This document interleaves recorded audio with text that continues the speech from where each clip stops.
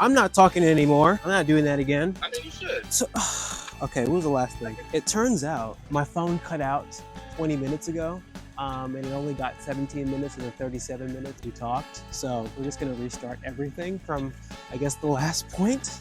Maybe we can refine some of the things we said. I don't know. Let me set up the camera one more time. Let's turn on Do Not Disturb or something like that so we don't have the same problems. That made me upset.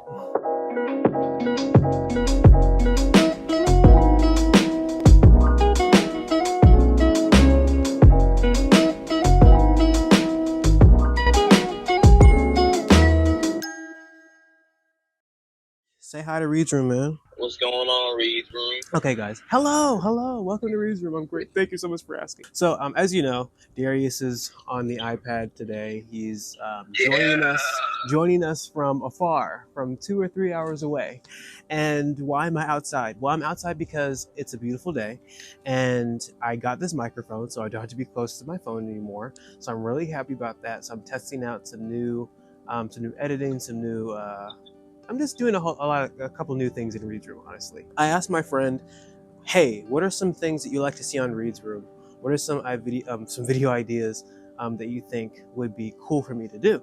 He said he would like for me to talk about some choice topics on these base words: discipline, love, forgiveness, riz, and say how I feel about those things, like if I was giving advice to my younger self. I think that's a really great idea. So I'm probably going to talk about all those things in a more serious tone than I usually do. Maybe, I don't know. We'll see what happens. I don't know what type of video this is going to be. I have Darius on the phone because I want him to also put his input in as well.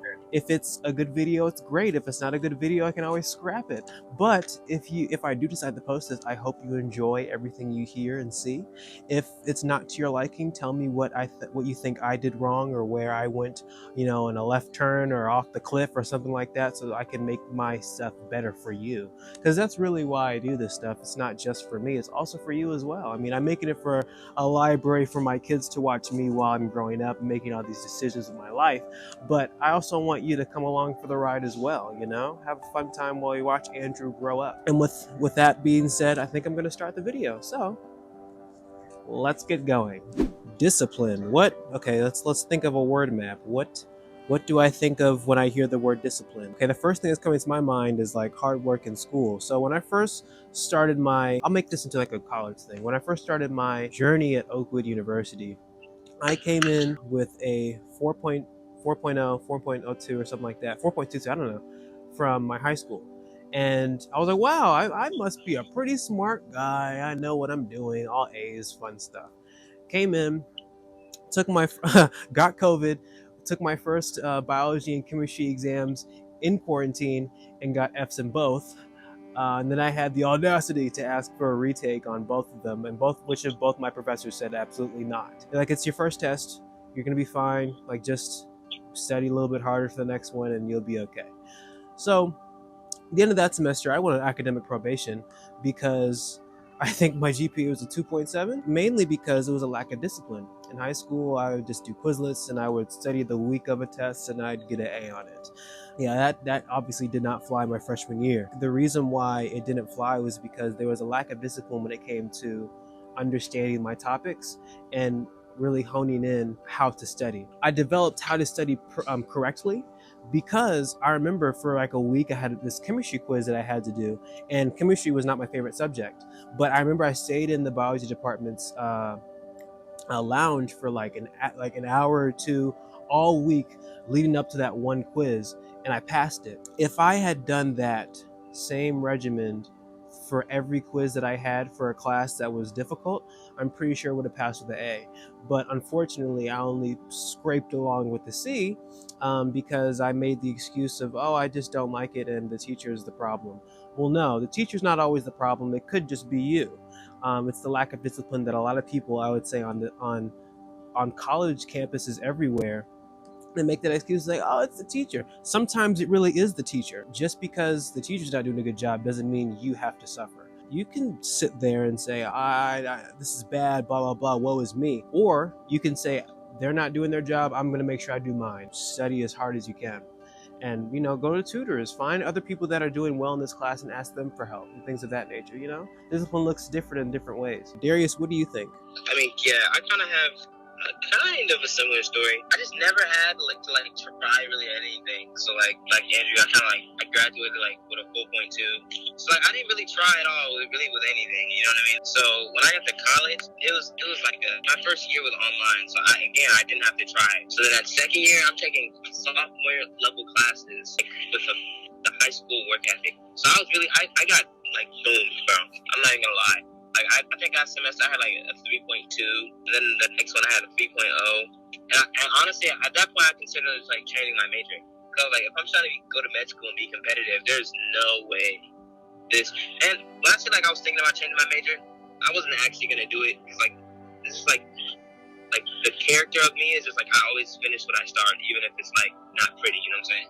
Mm-hmm. But I took 24 semester hours, forced me to have discipline, because if I didn't have discipline, I was just gonna fail. So even though that semester I had gotten a mid GPA 3.3, in my mind that was that high school 4.2, you know what I'm saying, best that I could do. So those next semesters after that, my average GPA was 3.6, 3.7. Yeah, so the discipline really kicked in once I got put into a corner.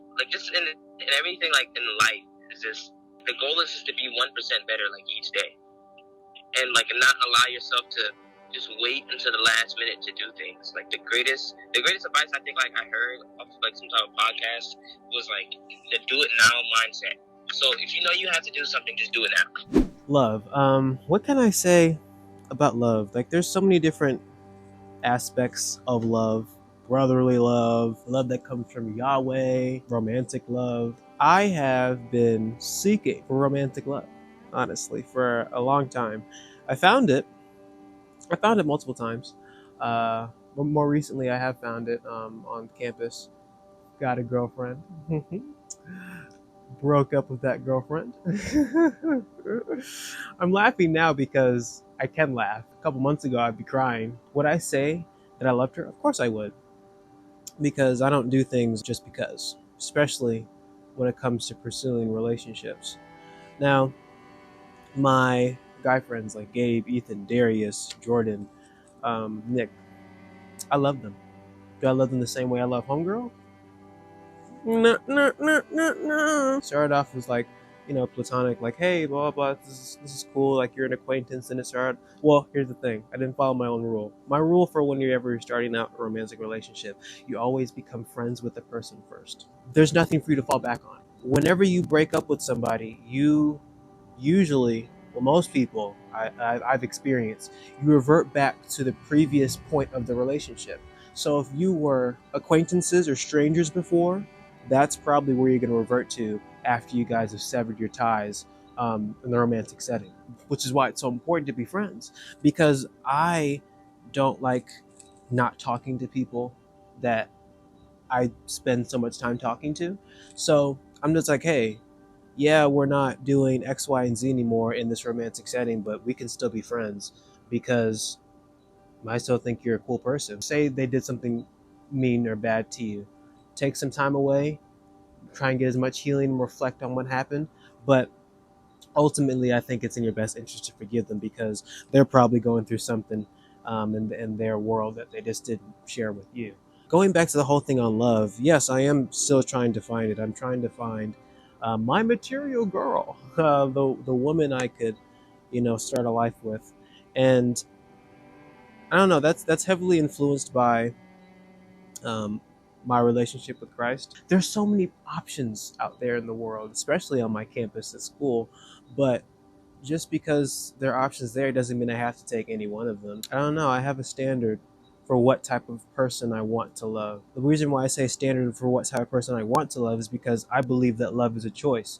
Sure, you can be attracted to someone, but you have to choose whether or not you want to entertain the idea of being with someone. You can't just fall into somebody.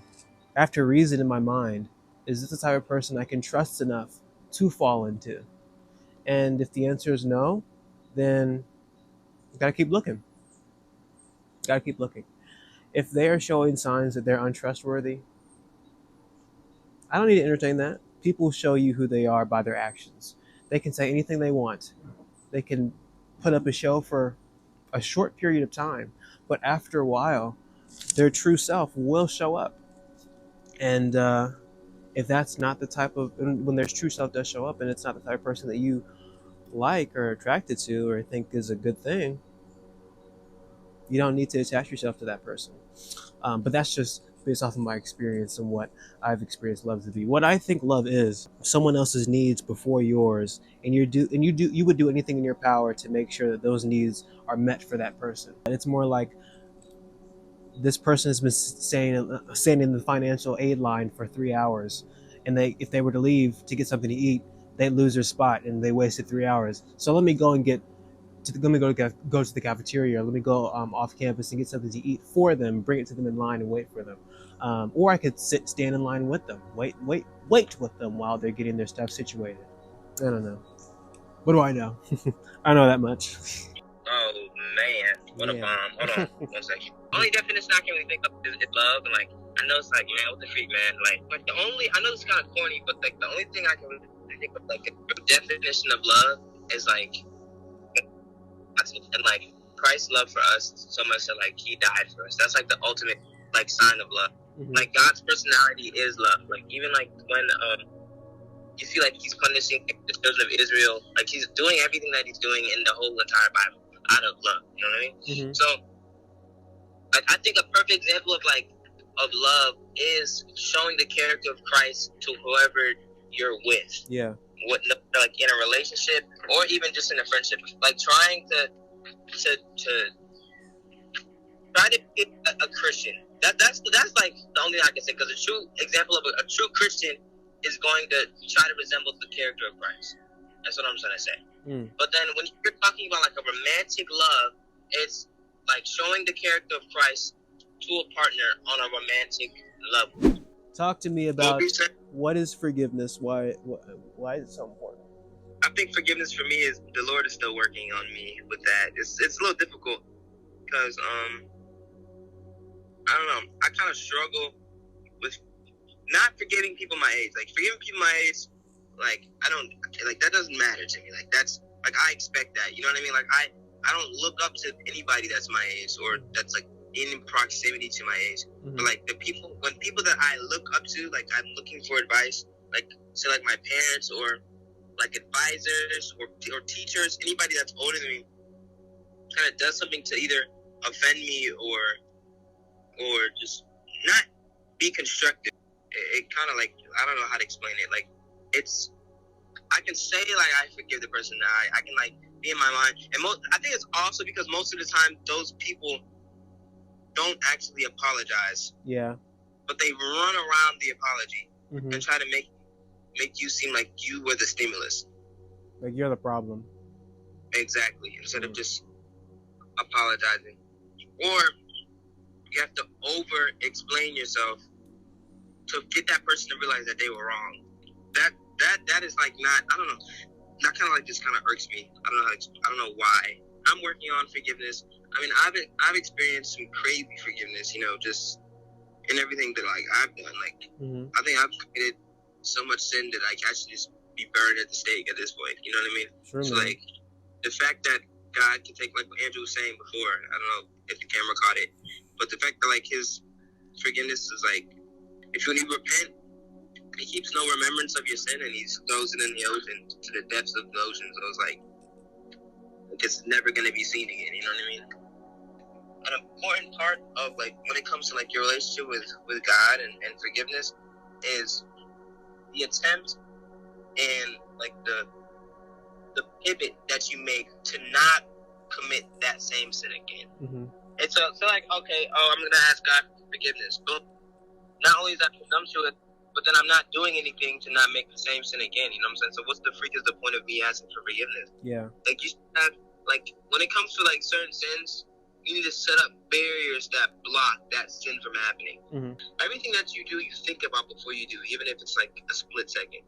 Same way that like God views us is the same way that we're supposed to view other people, right?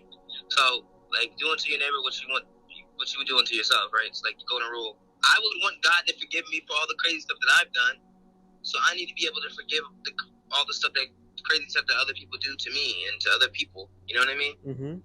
That's how that's correlated with that. It's just like that same depth of the ocean that God has, I know it's a crazy expectation or standard, but you at least try to have that. If you're not gonna have an ocean, at least let it be a sea. You know what I'm saying? Or you can start off with a creek to a river to a sea, and then hopefully you get to an ocean. You know what I mean? Yeah.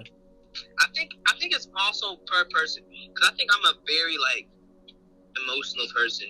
Same. I think I'm a very emotional person. I don't know why.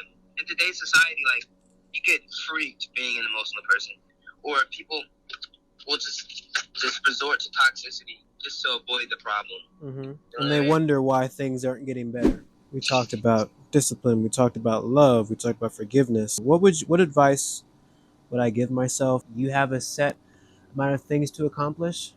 Write out what you have to do. Execute it. Find a way of making sure it gets done before the due date, and do it. You can't just wait until the last minute to do things. I know I can't wait till the last minute to make these videos, because if I do, they're going to come out sucky, and I don't like sucky things. For the same reason why I don't like sucky things for my videos, I shouldn't like sucky things for my grades. I'm thinking about this from a student's perspective, but I'm realizing that I'm not going to be a student for much longer. I'm now in my senior year of college, which is really weird to say because I felt like I just got here.